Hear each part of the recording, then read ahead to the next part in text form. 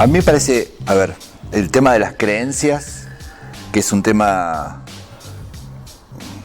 no sé, muy ligado a buscar la paridad en otro, ¿no? Cuando uno piensa algo, tiene una idea, generalmente trata de ligarse a los que piensan más o menos parecidos y encuentra en algunas ideas, este está diciendo más o menos lo mismo que dije yo, pero lo dice con otras palabras.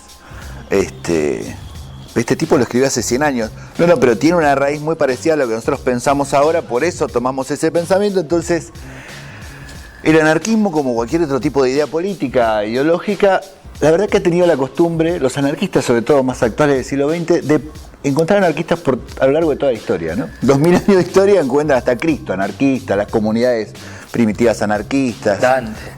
El Dante anarquista, y el mismo Etienne de la Boissy, ¿no? Se considera uno de los primeros textos anarquistas, un burócrata de Burdeos, absolutamente religioso, que incluso su mejor texto reivindica la Biblia y a Dios, pero sobre todo la palabra de la Biblia, más que la palabra de Dios. Sin embargo, los anarquistas lo ven anarquistas, ¿no? Esto hoy es muy interesante verlo en las redes sociales. Las redes sociales arman nubes de personas que piensan más o menos parecidos y se repostean y postean y recontra repostean lo mismo que van pensando. Y hay un algoritmo muy interesante en todas las redes sociales que hace que vos, en tus muros de distintas redes sociales, leas cosas muy parecidas a las que vos publicaste. Entonces todo te parece que formás parte de una interesante mayoría, ¿no? Que piensa más o menos lo mismo y te pones contento. Digo esto porque el anarquismo, a ver si lo podemos atar a lo que quiero plantear. El anarquismo jamás tuvo problemas con la idea de Dios. Porque la idea de Dios es una idea que de unos 5.000 años para acá viene rompiéndole la cabeza a cualquier ser humano que le toque, en suerte o en mala suerte, pisar el planeta Tierra, salir de otro cuerpo, que ya es algo bastante antinatural, ¿no? Si uno sale de otro cuerpo y aparece acá, y eso te llena de preguntas. Los anarquistas del siglo XIX son tan iluministas como los liberales del siglo XIX. Todos los círculos libertarios del siglo XIX, si uno hace una escala de todos los nombres, todos tienen que ver con un proceso muy iluminista donde está el Dios ciencia, que nos va a decir realmente de dónde venimos, hacia dónde vamos, por qué la sociedad funciona como funciona, por qué los seres humanos son como son, y se plantan en un endiosamiento de la ciencia, y los nombres son, bueno, a la luz de la ciencia, a la luz que ilumina la oscuridad, Aurora, todos son iluministas, tan iluministas como Sarmiento. Y ahí vos te das cuenta que el problema del anarquismo, si vos pensás en lo que endioseó, por ejemplo, ¿no? La ciencia como un dios, la palabra como un dios, la militancia política como un dios, el dar la vida y matar al tirano como un formato de Dios que me puede guiar a mí en el cuerpo. Son todos dioses finalmente. El problema del anarquismo no es con Dios, porque muchos anarquistas creen en Dios, y no está mal, porque quieren saber de dónde vienen y no sé cómo surgió esto. Lo que no van a creer los anarquistas, a diferencia de otros creyentes, es en cualquier discurso que regule esa creencia de Dios, que le genere una jerarquía, o que haya una intermediación, que haya un obispo, un cura, un sacerdote en el medio, que diga cómo tengo que creer, qué días tengo que ir a rezarle a ese Dios. Entonces vas a encontrar grupos muy interesantes. Ha habido grupos anarcocristianos que han reivindicado la vida comunitaria de las comunidades primitivas, y pensando que Jesús era un primer anarquista también. Entonces digo, es particularmente interesante para mí pensar la idea de Dios, porque no habría que discutirla. Si alguien cree en Dios, está muy bien. Si alguien no lo cree, también. Y si hay un grupo que nos podemos definir como agnósticos, porque en realidad no logramos tener una comprensión de que exista un Dios y creemos más en la ciencia, también está bien. El punto es si queremos que haya, a partir de esa figura de Dios, sea la ciencia o sea el hombre, intermediarios que me digan cómo tener que absorber esa creencia y cómo llevarla a la práctica, ¿no? Que en el caso de las religiones son demasiado rígidas. Las tres principales religiones son absolutamente rígidas. Las tres creen en el mismo Dios. ¿Dios? Te diré algo. Déjame darte información confidencial sobre Dios. A Dios le gusta observar. Es un bromista. Piénsalo.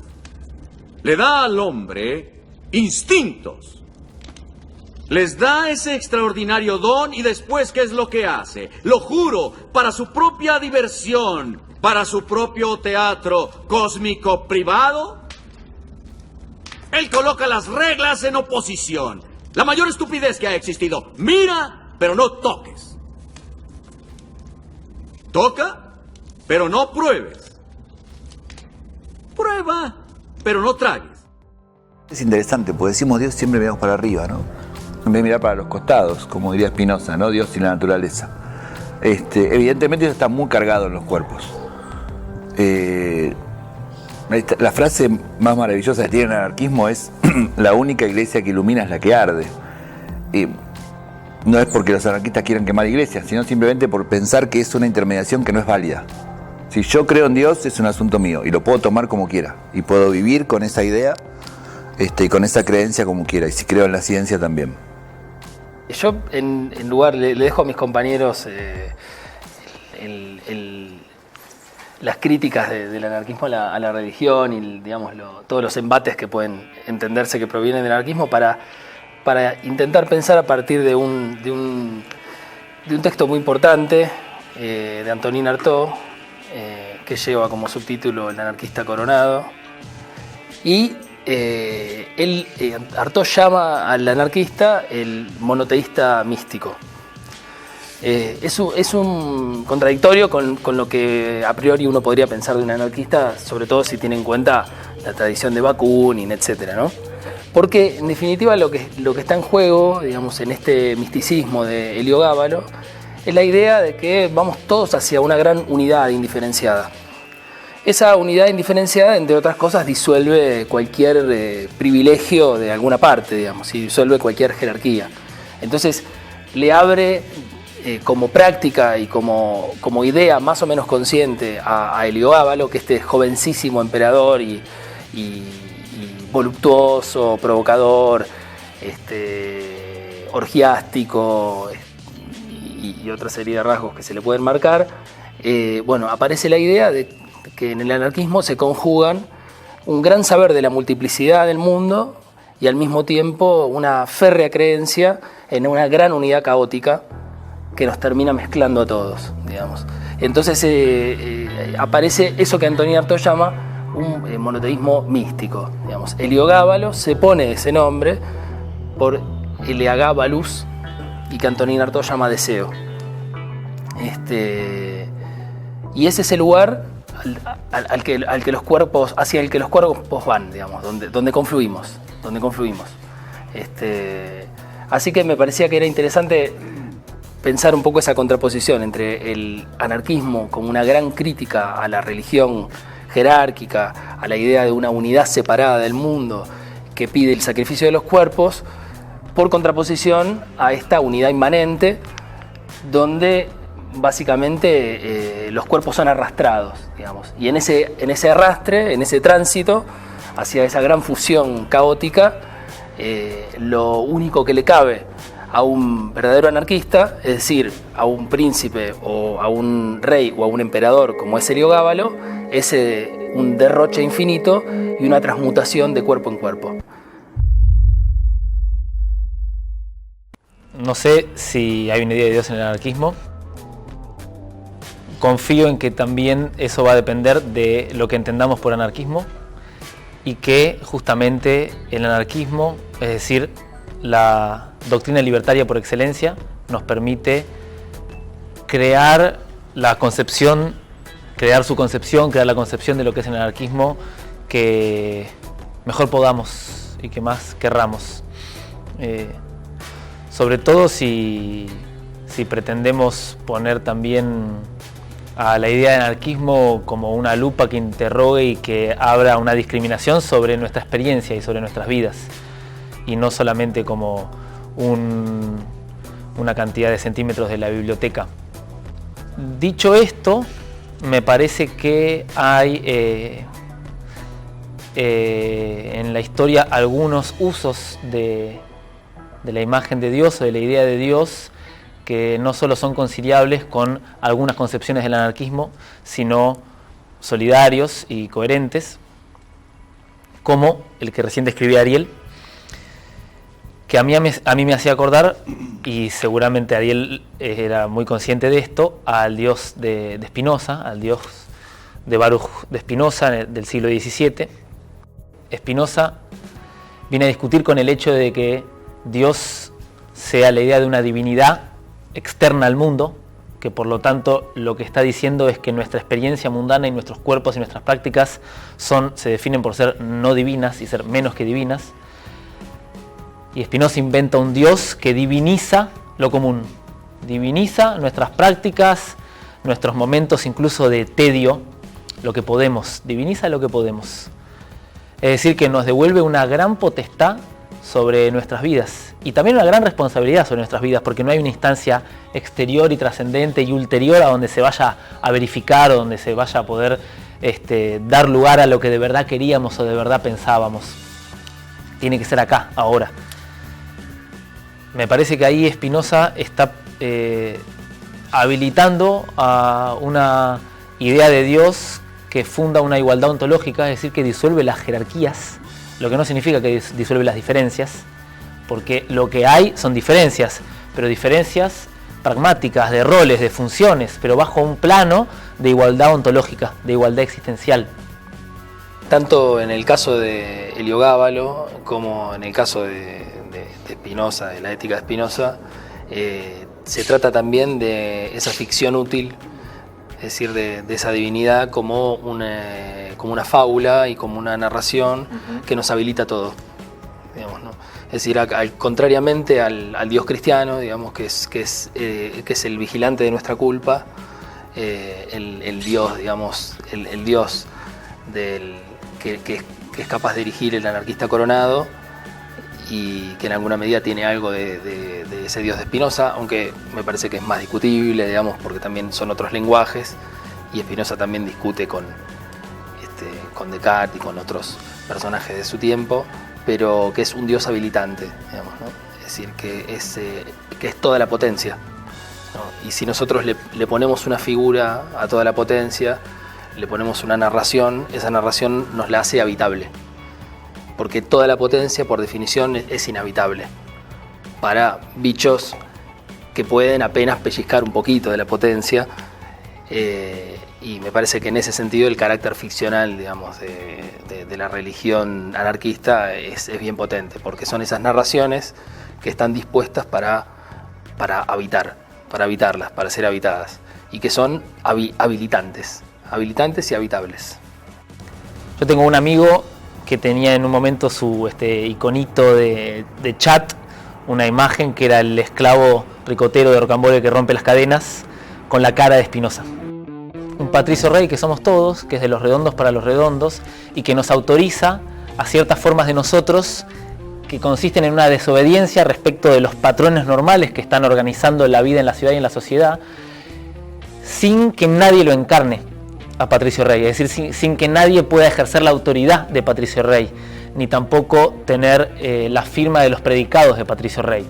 Los referentes de la banda eran referentes y emergentes que eran discípulos de Patricio Rey, a veces bajo amenaza, pero que ontológicamente eran iguales al público, en tanto todos somos discípulos de Patricio Rey.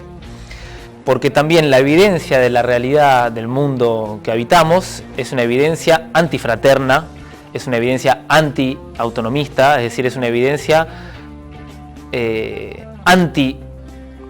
digamos, que desmiente la divinidad anarquista, que desmiente que lo más importante que hay somos nosotros y que nadie tiene la verdad sobre nosotros. Más bien, todas nuestras vidas se organizan en función del hecho de que hay algunas verdades a las que nos tenemos que adaptar. Por ejemplo, que hay que laburar, que lo más importante del mundo es hacer turismo y zaraza. Una cosa más, las creencias también son profundamente particulares, porque los seres humanos siempre nos preguntamos, obviamente, de dónde venimos, hacia dónde vamos, o si hay algo más, porque la idea de infinitud es desesperante. Digo, pensar que somos un puntito en un universo que es infinito, que se expande y que no tiene un final, la verdad que es un abismo enorme. Digo, eso se puede reemplazar por preguntas llenas de ciencia o con la creencia de que sí hay un Dios finalmente, o hay una fuerza natural, llamala a Dios, llamala como quieras, que tenga la forma que quiera, que ha creado algo.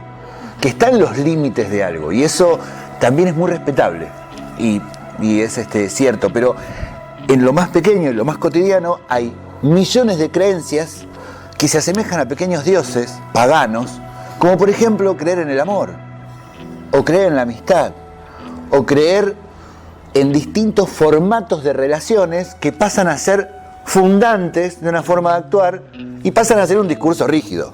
Yo creo en el amor porque el amor es esto y tiene que ser esto, y tiene reglas. Incluso el amor libre. Yo creo en el amor libre y entonces... Yo creo en el amor libre y las reglas del amor libre son... ¿sí? Entonces, la creencia en este punto sí se hace invulnerable. No hay manera de salirse de la creencia. Supongamos que yo puedo reducir todo mi cuerpo a liberarlo de todas las creencias más absolutas. Me queda una, que es el borde de la piel y mi relación de la piel con el afuera. En eso no puedo dejar de creer. Hay un sentido que me dice que hay algo afuera de mi cuerpo, y si mi cuerpo es el centro y lo único de lo que yo podría estar orgulloso y que no necesita intermediarios, hay un intermediario, evidentemente, que es la carne. Entonces, sería un punto interesante es irreductible la creencia en algo. Me hacías acordar, Bruno, a una cosa que dice Auguste Blanqui, un ácrata militante francés. Blanqui, que pasó la mayor parte de su vida preso, en su libro que se llama El conocimiento por los astros, ¿no? Conocimiento por los astros. Sí. Dice, bueno, estaba en la celda y miraba al cielo. Y dice, desde el comienzo de la humanidad, desde el fondo de las generaciones, generación tras generación, todos los hombres, varones y mujeres, blancos y negros, ricos y pobres, gordos y flacos, todos miramos de noche el cielo y las estrellas, intentamos descifrar su significado y todos fracasamos por igual. Y ahí la igualdad está, digamos, radica y se sostiene en el hecho de que no podemos dar una respuesta certera y cerrada ante el abismo de la existencia. Y me parece que ahí hay un gesto anarquista también de que ante un problema, ante un no saber, se sostiene la pregunta y el no saber como experiencia.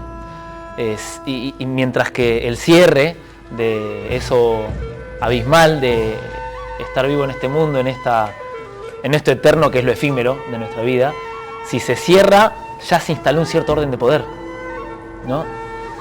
A diferencia de las religiones que intentan de manera muy sofisticada cerrar el sentido, ¿no? Un poco en relación a lo que decía Bruno, la dificultad de habitar esa sensación de desborde y de infinitud. Por lo menos creo que el anarquismo, por ejemplo, en la figura de Max Stirner, uno de los, tal vez un pensador maldito del siglo XIX, uno de los precursores de Nietzsche, si se quiere, que incomodó profundamente a Marx y Engels, entre otros, cuando empieza su libro diciendo "he fundado mi causa en nada", parte de ese fracaso, digamos. En alguna medida, ese fracaso que tan poéticamente, ¿no?, describe Blanqui es la materia prima de la pregunta por qué hacemos con esto, qué hacemos con este fracaso, digamos, ¿no? En general las religiones son bastante negadoras de la idea de que hay de fondo, hay un fracaso de fondo. En todo caso hay una culpa de fondo, ¿no? Hay claramente una teleología, ¿no? Es decir, hay un lugar al que finalmente llegar, o si hay fracaso es el fracaso de la carne, digamos. Pero partir del fracaso como un principio universal y como un principio básico y como una fuente de la generación de una forma de vida, me parece que es un acto de valentía del anarquismo. Me hiciste pensar esto de realmente estar acá, en este lugar, en este mundo plantado, con 7.000 millones de tipos en guerra hace 2.000 años, es un fracaso absoluto de todos. Pero es interesante cómo la religión puede absorber ese fracaso, porque ante la realidad objetiva de ese fracaso que somos como sociedad, la única opción sería sacudirlo y darlo vuelta, subvertir ese orden definitivamente y decir, bueno, muchachos, ya está, tenemos que empezar de nuevo. Sin embargo, ahí aparece este discurso muy disciplinador de no, la culpa es nuestra, hay una culpa primera. Totalmente. De todos nuestros pecados, y hay esa culpa constante de que hay que remediarla, y hay que remediarla con la disciplina del rezo, del azote y de la obediencia, y del autoflagelo. Pero che, si hay tanto fracaso y yo soy el culpable, ¿cuál es el premio? Y el premio viene después. Entonces digo, hay una dimensión muy interesante de las religiones, por eso antes cité a las 3 religiones.